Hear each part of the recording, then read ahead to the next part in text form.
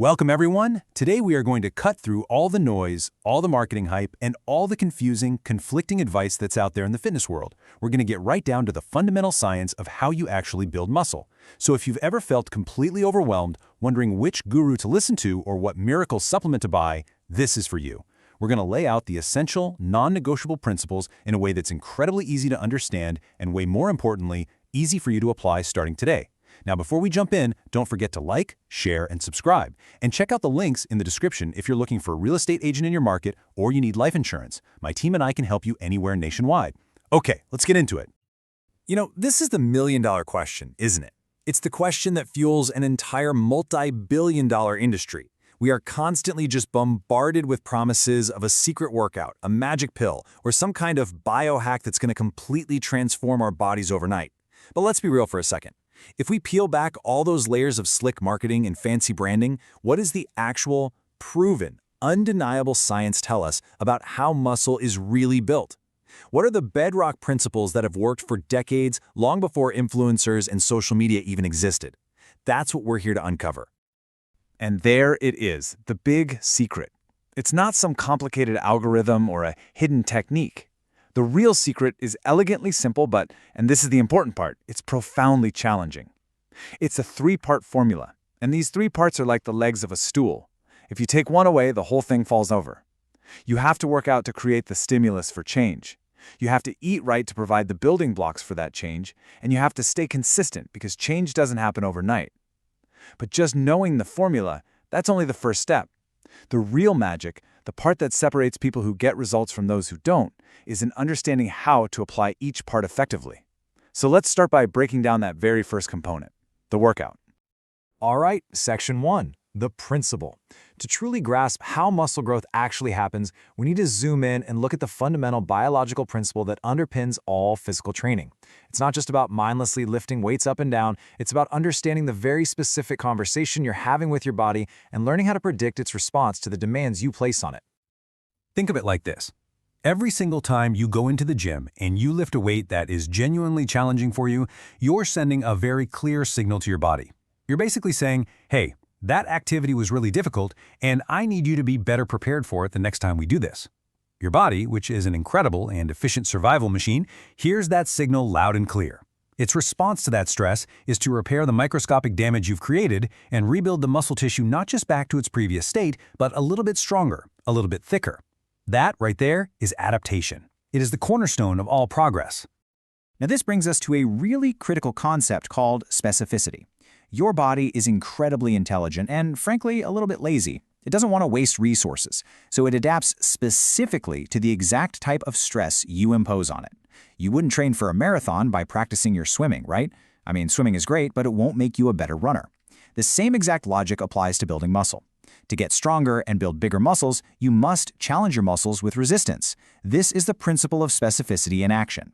It's why a powerlifter's routine, which is all about lifting maximal weight for one rep, looks completely different from a bodybuilder's routine, which focuses on volume to maximize muscle size. You get what you train for.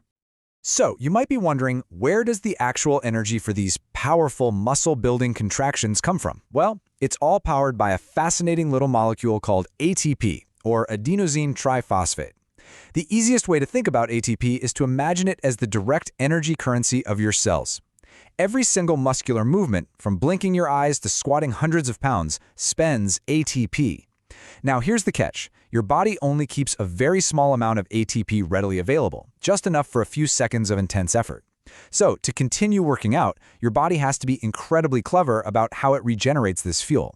And it has different systems for doing that depending on how intense and how long the activity is. And this slide right here perfectly illustrates the body's three distinct energy systems, its different power generators. First up, for those all-out, explosive efforts lasting just a few seconds, think a heavy 1-rep max deadlift or a 40-yard dash, we use the immediate phosphagen system. It's pure instant power. Now for efforts that last a bit longer, from about 10 seconds up to a couple of minutes, like your standard set of 8 to 12 reps in the gym, the glycolytic system kicks in. Now both of these systems are anaerobic, which is a fancy way of saying they don't require oxygen to create energy. And then for anything longer, like a jog or a long walk, we rely on the aerobic or oxidative system, which uses oxygen to create ATP. So as you can see, weight training is predominantly an anaerobic activity, tapping into those first two systems. And understanding those energy systems brings us directly to the muscle fibers themselves. We all have two main types of fibers woven into our muscles. You've got your slow twitch or type 1 fibers. These are your endurance workhorses. They're fueled by oxygen, they're super resistant to fatigue, and they're what you use for activities like long-distance running. Then you have the fast twitch or type 2 fibers. These are the explosive powerhouses. They're anaerobic, they're used for strength and power, but they fatigue very quickly. Since weightlifting is primarily anaerobic, it preferentially recruits and stimulates these fast twitch fibers, and this is absolutely crucial to understand. These fast twitch fibers are the ones with the greatest potential for hypertrophy, which is the scientific term for muscle growth. So when you lift weights, you're specifically targeting the fibers that can grow the biggest and strongest. So we now understand the core principle. We need to stress the body so it can adapt. But how do we apply that systematically to guarantee that we keep making results week after week, month after month? This brings us to what is, without a doubt, the single most important concept in all of strength training. If you forget everything else, remember this. Your body only adapts when it's forced to. Think back to what we said about your body being efficient. If you go to the gym and you lift the same 20-pound dumbbells for the same 10 reps, week after week after week, your body has absolutely no reason to change. It's already adapted to that specific stress. It can handle it. Progressive overload is the simple yet powerful method of constantly and very gradually making your workouts harder over time to ensure you never stop adapting. It is the fundamental driver of all long-term progress. Without it, you will eventually hit a plateau and stop seeing results. So how do we actually apply this in a practical sense? Well, there are three primary ways you can do it. The most obvious and straightforward way is to simply increase the weight. If you did 100 pounds for 8 reps last week, maybe you try for 105 pounds this week. Simple. The second way is to increase the volume. Let's say you can't increase the weight yet. Instead, you could try to get 9 reps with that same 100 pounds. Or you could do an additional set. Both of those increase your total volume. And finally, you can increase the frequency, training a muscle group more often throughout the week. The underlying principle is always the same. You must consistently challenge your body to do just a little bit more than it's used to. And just as a quick reminder, if you're finding this breakdown helpful, please hit that like button and subscribe for more content just like this. And if you're in the market for a home or need life insurance, my team and I can help you nationwide. Just check out the links in the description below. We've covered the why of training, that's stress and adaptation, and we've covered the how, that's progressive overload. So now let's get into the what. What exercises should you actually be doing in the gym, and what other crucial elements do you need to consider to stay healthy, mobile, and effective for the long haul? Okay, when it comes to picking exercises, we can broadly categorize almost every movement into one of two types. First, and most important, you have your compound exercises. These are the big, multi-joint lifts like squats, deadlifts, overhead presses, and rows. They recruit a massive amount of muscle mass all at once. Think of them as giving you the most bang for your buck. They're the foundation of your strength. Then, you have isolation exercises, which target a single muscle group across a single joint, like a bicep curl or a leg extension. Now, both of these have their place, but for any beginner, your program should be built around a solid core of these big compound movements. They build the house. Isolation movements just paint the rooms. Listen, building a strong body on a foundation of poor movement is an absolute recipe for disaster. This is where mobility comes in, and I'm telling you, it is non-negotiable. Our bodies are designed with this clever system of alternating mobile and stable joints. Your ankles, hips, and thoracic spine, your upper back, are all designed for mobility. Your knees and your lumbar spine, your lower back, are designed for stability. Now here's what happens. When a mobile joint like your hips becomes stiff and immobile from sitting all day, the stable joint above or below it, like your lower back, is forced to move more to compensate, and that often leads directly to pain and injury. Prioritizing your mobility is like doing regular maintenance on your car. It ensures that your body can move through a full range of motion safely and effectively, which not only prevents injury, but actually improves your performance. Now we're moving on to what might be the most misunderstood and overlooked part of the entire fitness equation. The progress that you are working so incredibly hard for inside the gym doesn't actually happen when you're lifting the weights. It happens in the 23 hours a day you spend outside the gym. This is a fundamental mindset shift that so many beginners miss, and it's critical. The time you spend in the gym is the stimulus for change. It's the catalyst. It's not the change itself. You are intentionally creating microscopic tears and damage in your muscle fibers. It's during the recovery period, when you are resting, when you are sleeping, and when you are fueling your body with good nutrition, that your body actually repairs this damage, rebuilding those muscle fibers stronger, thicker, and more resilient than they were before. If you don't give your body adequate recovery, you're not building muscle, you're just breaking your body down over and over again. So, what is the single most powerful, effective, and free tool in your entire recovery arsenal? It's right there. Sleep.